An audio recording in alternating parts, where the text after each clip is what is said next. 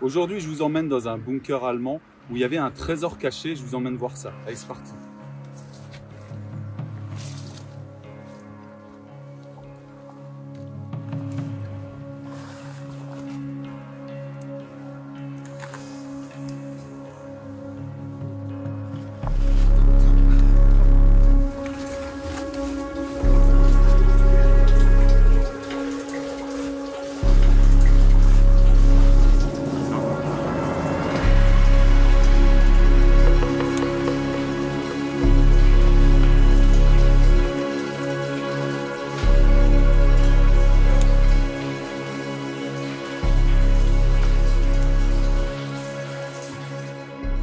Alors tout de suite là à l'entrée, on voit que c'est bien bétonné. Ça a été remblayé. Et ici, on a déjà un petit cartouche avec le nom des constructeurs qui ont construit ce bunker en 1916. On le voit là, 1916, avec une petite croix de Malte là. Magnifique petite cartouche. Et ici, visiblement aussi, il y avait un cartouche.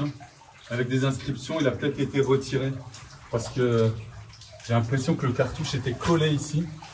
Par contre, au-dessus, encore une croix de Malte, très bien faite, très bien dessinée encore. Alors, on voit que tout a été polissé comme ça, un petit peu comme un genre de crépi à base de ciment. Et là, on va rentrer dans la grotte.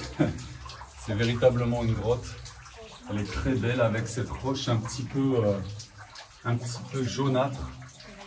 On est ici tout près de Rouffach et c'est caractéristique vraiment du secteur.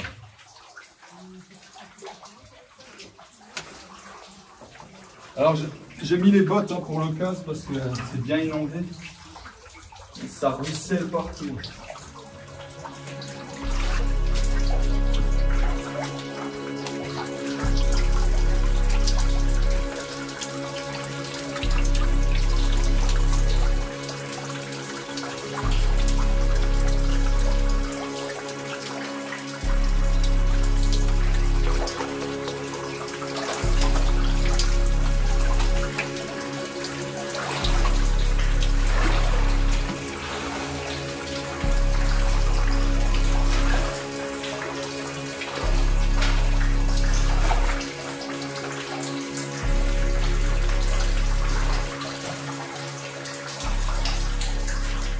Alors c'est typique des abris Stollen de l'époque, des abris allemands, c'est-à-dire que dans la montagne ici, ils construisaient deux entrées.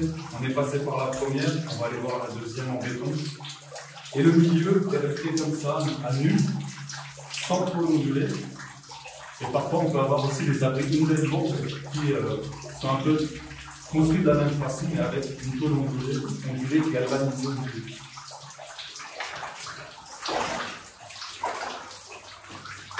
Ici, ils ont estimé que c'était assez solide, d'ailleurs, ça fait plus de 100 ans que ça ne s'est pas effondré ici. Et là, ils n'ont rien renforcé. Une simple voûte. Et là, vous voyez tous les habitants qui sont encore là. Des mille pattes, des araignées.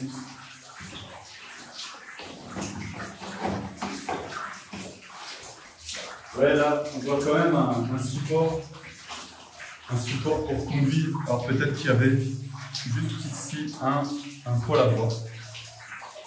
D'ailleurs, la roche est bien noircie. Marrant.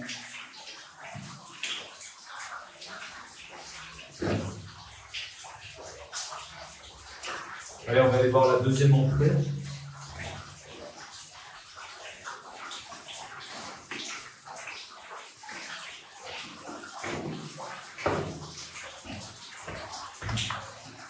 Alors, je vous ai parlé d'un trésor caché ici dans le bunker. Effectivement, JP m'en a parlé. Il m'a fait découvrir ce bunker, chose de Stollen, parce que des anciens ont trouvé ici à l'époque l'entrée et un cartouche juste au-dessus de cette entrée qui indique qu'il y avait des documents secrets cachés dans ce bunker.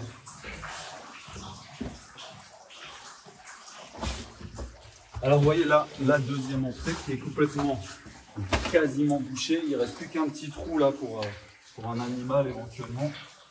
Et là, l'autre entrée en béton. Au-dessus de cette entrée, vous voyez ce cartouche-là. Il est indiqué, en fait, je vous mettrai la traduction, que dans la maçonnerie du linteau de la porte sont cachés des documents. Donc ces messieurs, à l'époque, étaient passés avec un détecteur de métaux pour trouver s'il y avait quelque chose qui pouvait sonner. Et ici, vous voyez encore qu'il y a encore un emplacement comme ça, là, rectangulaire. Il y avait une boîte en métal avec à l'intérieur une cartouche, une coupure de journal datée de 1916 et des Pfennig, donc des pièces allemandes de l'époque. C'est assez intéressant de trouver ça, une indication comme ça avec quelque chose de caché. C'est la première fois qu'on voit ça. Dites-nous en commentaire si vous avez déjà connaissance d'un site similaire quelque part en France.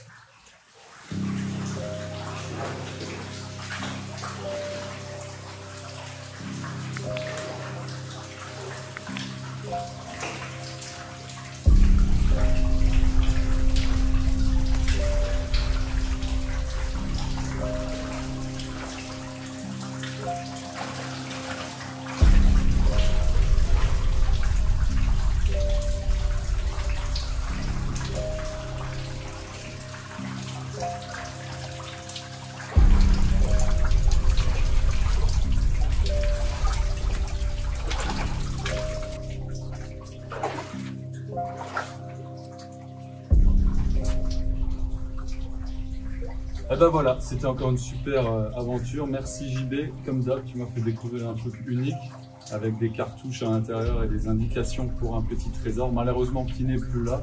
Je vous souhaite à tous de belles fêtes de fin d'année et de bien commencer 2025. Je vous rappelle que la cagnotte Ulule pour le court-métrage Mon Soldat Inconnu est toujours disponible jusqu'au 1er janvier. Alors n'hésitez pas à nous filer un coup de main, ça fera très plaisir et ça nous permettra d'avancer dans ce beau projet. Je vous dis à très vite, portez-vous bien. Ciao. On a quand même un support là pour conduire.